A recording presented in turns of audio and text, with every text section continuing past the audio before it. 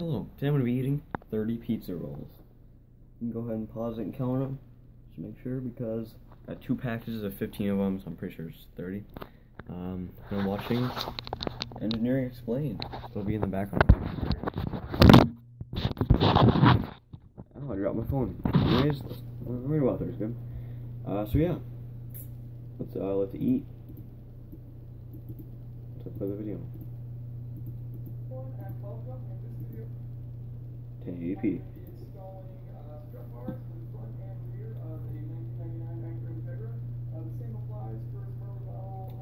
Hot. And these strut bars are courtesy of Redline 360. I've got a product link and a link to redline360.com in the description. Also, if you haven't already, you may want to check out my video on strut bars, explaining how they work and what their purpose is. Okay, so for the install, we're going to be connecting the front right strut tower and the front left strut tower. So the first step is to remove these 2 bolts here and here. They're about 14 millimeters, and they should be torqued at about 36 pound-feet.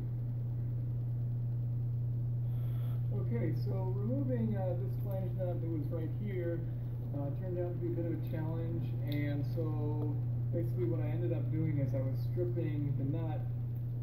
So what I did is I sprayed it with some liquid wrench. I then bought some extractor sockets, which basically dig into the sides of the nut. And then I used a breaker bar attached to this extractor socket, and I was able to get the flange nut off of there. So basically that ruins the flange nut, so I had to go ahead and buy another, which I've got here, in order to replace the OEM nut there. So after we remove those nuts, we can simply place the strut bar bracket on top of there, and then all you need to do is tighten down the nuts, the flange nuts, to 36 pound-feet on both sides of the strut towers. Okay, so now that we've got both brackets in with the flange nuts torqued at 36 pound-feet, we can go ahead and place the strut bar where it needs to be and put the screw through. And on the other side, you have to adjust it so that you can make it where the bolt can go right through. Alright, and once you have tightened down these nuts here, then you can go ahead and tighten down the final nuts that lock up the strut bar so it doesn't change its position at all.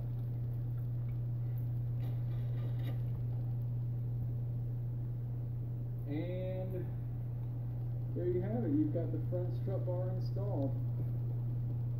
Okay, so now for the rear of the car, pretty simple. We've got these panels here which cover the strut towers, and then inside we're going to have to remove these 2 nuts here and here. These nuts? So once we have those nuts off, we can place the bracket over top and then retighten the nuts back on. So now we've got the nuts back on and they're torqued to 36 pound-feet. Okay, so now we have the brackets on both sides, and we can go ahead and adjust this bar to meet up. So we're going to stick the bolt in one end and then adjust it as needed. Okay, so we've got one side in, and you can adjust the length by rotating this in order for it to match up on this end. And then you would tighten down this nut right here. And once you've got everything adjusted right, the last step is to simply tighten up this last bolt here. And so there we are, the rear strut towers are now connected. So if you wanted, you could take this plastic cover here and just cut out a hole so this could cut through and it could be a little bit cleaner. But you've got the basic idea of how to install this. Thanks for watching. Hello everyone and welcome. This week I'm going to be removing as much weight as I can, as easily as I can, out of my Integra. This year I'm going to be calling this stage 1 weight removal because I'm going to be going for the very simple gets, really requiring minimal tools or no tools at all, and these you can remove fairly quickly from the car.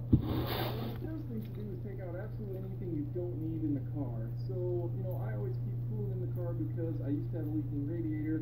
I do not anymore, but I had this in while I was driving the car for some speed tests. So I'm just going to go ahead and weigh that and take that out. So It's a here double. we have our scale, and I had 2.2 pounds of antifreeze sitting in the back. Also, another common thing people leave in their car is the owner's manual. So, you know, this is kind of a bulky item. It does have some weight, so let's go ahead and weigh that. So we've got 2 pounds for the owner's manual. And one very simple thing to remove the floor mats. I mean, you know, they can add a decent amount of weight, and they're very easy to remove, so it's a great item to take out for a track day. So here we have our floor mat for a total of 10.6 pounds. Another very easy item to remove, this rear hatch cover. Simply pull off. 4 pounds. So I'm going to go ahead and lower these seats and pull this back. You see this wood cover for the spare tire. We'll take that out.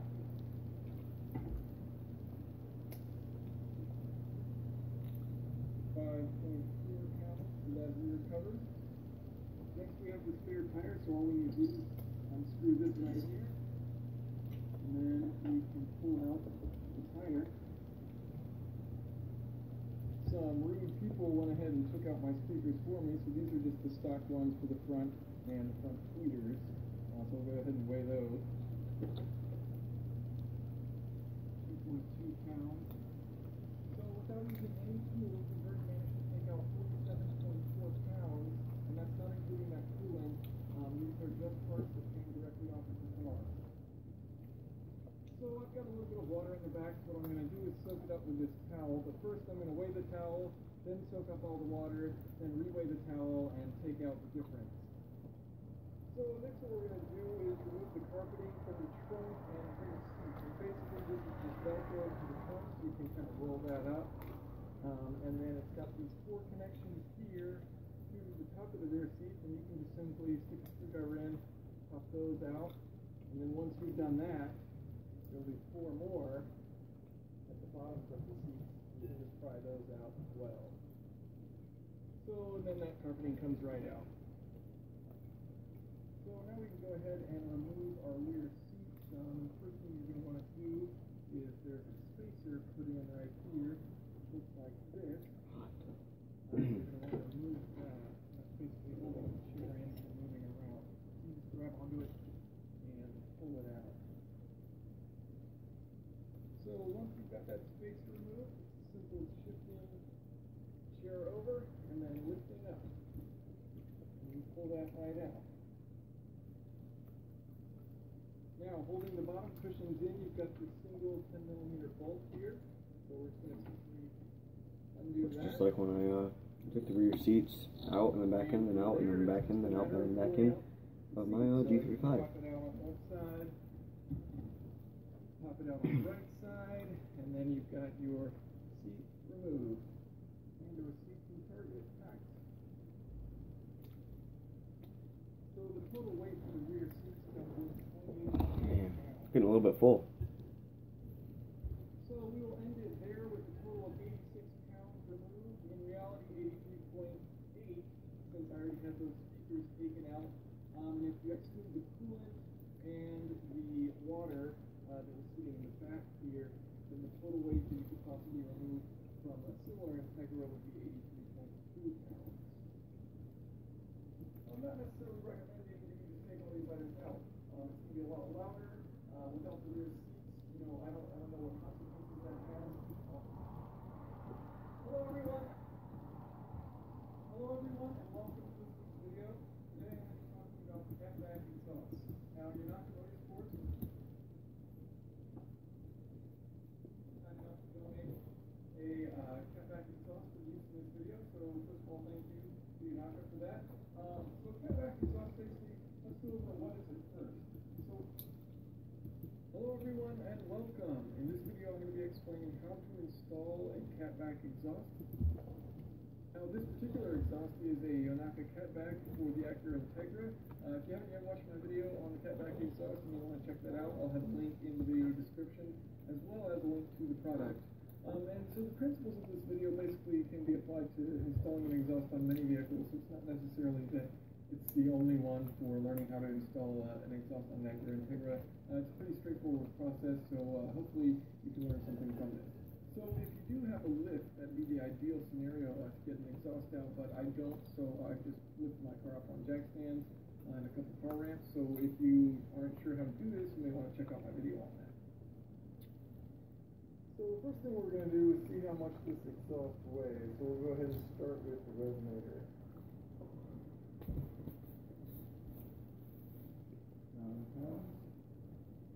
Next we have the center pipe. 5 pounds. And finally the muffler.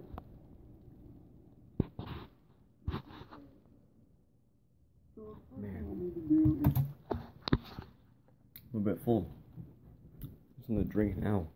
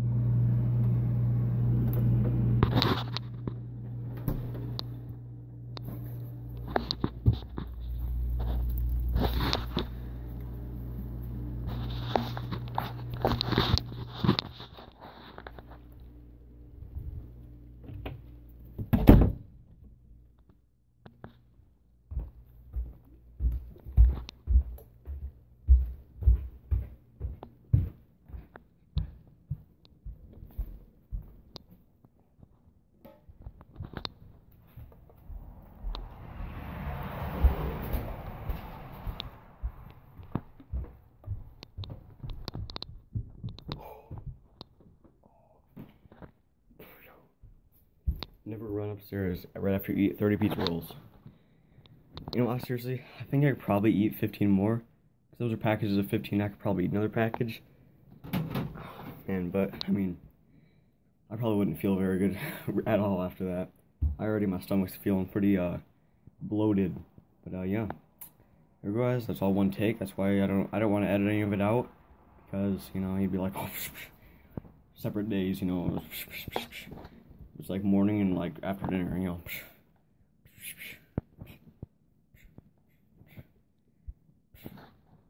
Not even fat yet though. I still weigh like 110 pounds.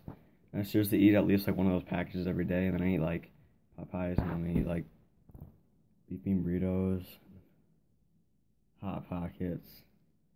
It's like all I eat, except for dinner. I normally don't eat breakfast. Drink lots of coffee, like 8 cups of coffee a day. And I have like 3 Mountain Dews and like 4 more cups of coffee, and like 18 more Mountain, like, you know, 10 more Mountain, and then some Pepsi. You know, I don't drink that much, but you know, then I have like, you know, lunch and only have pizza rolls or Hot Pockets or something. Dinner I have like whatever my mom makes, like steak, or we're having steak tonight, I think. See you later.